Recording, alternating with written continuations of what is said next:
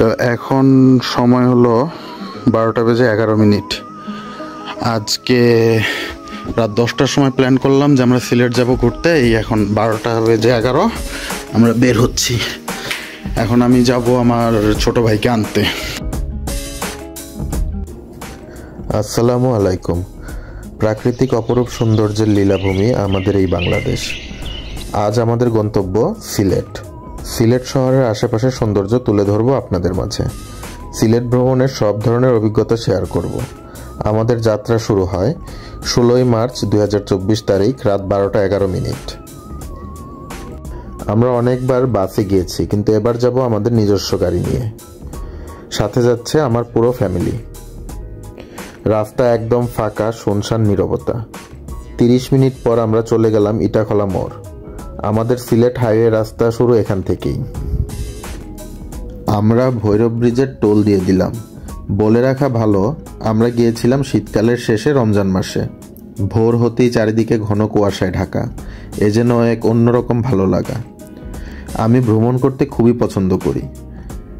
আমরা প্রথমেই গিয়ে পৌঁছালাম হযরত শাহজালাল রাদিয়াল্লাহু আনহু এর মাজারে। সিলেট শহরের একটি আধ্যাত্মিক স্থাপনা, যা মূলত 1303 খ্রিস্টাব্দে বাংলাদেশে আগত পাশ্চাত্যের ইসলাম ধর্মপ্রচারক শাহজালালের বাসস্থান ও শেষ সমাধি। মাজারের পাশে অনেকগুলো কবুতর, পুকুরে অনেক গজার মাছ দেখে আমার ছেলে ও মেয়ে খুবই আনন্দিত। এরপর আমাদের গন্তব্য জাফলংয়ের উদ্দেশ্যে। যাওয়ার পথে দেখে নিব চা বাগান। এই জায়গাটিতে পাথর তোলা হচ্ছে, দেখে খুবই ভালো লাগলো। শ্রমজীবী মানুষেরা পাথরের কাজ করে জীবিকা নির্বাহ করে আসছে সেই বহু বছর যাবৎ। এরপর আমরা রাস্তার পাশেই একটি চা বাগানে ঢুকলাম। আমার ছেলে ও মেয়ে খুবই আনন্দিত। এক অন্যরকম ভালো লাগা, চারপাশে একদম সবুজ। সিলেটের নাম শুনলেই চলে চায়ের কথা। এখানে আমরা 7 রঙের চাও খেয়েছিলাম। এটা হচ্ছে জাফলং। জাফলং সিলেট শহর থেকে 62 কিলোমিটার উত্তর পূর্ব দিকে ভারতের মেঘালয় সীমান্ত ঘেঁষে খাসিয়া জৈন্তা পাহাড়ের পাদদেশে অবস্থিত। জাফলংয়ের পানি একদম স্বচ্ছ। আমার ছেলে ও মেয়ে পানি পেয়ে খেলাধুলায় ব্যস্ত। আমাদের সিলেট ভ্রমণের সবচেয়ে আকর্ষণীয় জিনিস হচ্ছে খাসিয়া ও জৈন্তা হিল রিসোর্ট। আমাদের রুমটি খুবই সুন্দর। রুমের জানালা দিয়ে বাইরে তাকালে সবুজ পাহাড় দেখা যায়। এটা আমার কাছে অসম্ভব ভালো লেগেছে।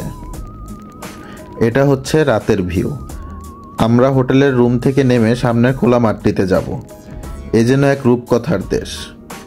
প্রকৃতিকে এত কাছ থেকে দেখে যে কারোরই মন ভালো হয়ে যাবে মুহূর্তেই। আমার কাছে সবচেয়ে সুন্দর সকাল ছিল এটি। 17ই মার্চ 2024, অর্থাৎ পরের দিন সকালে আমরা রওনা হলাম সাদা পাথর দেখতে। এখানকার রাস্তাঘাট খুবই ভালো। আমরা দরদাম করে একটি নৌকা নিয়ে নিলাম। দূর থেকেই ভারতের পাহাড় দেখা যাচ্ছে। পাহাড় থেকে নেমে আসা পাহাড়ি ঢল খুবই স্বচ্ছ এবং ঠান্ডা। আমরা প্রায় 20 মিনিটেই পৌঁছে গেলাম। আমার ছেলে ও মেয়ে চাচ্চুকে নিয়ে পানি দিয়ে খেলায় ব্যস্ত। তারপর আমরা সবাই মিলে কতগুলো ছবি তুলে নিলাম। এই তো, এরই মধ্যে দিয়ে শেষ হয়ে গেল আমাদের সিলেট ভ্রমণের অসাধারণ একটি।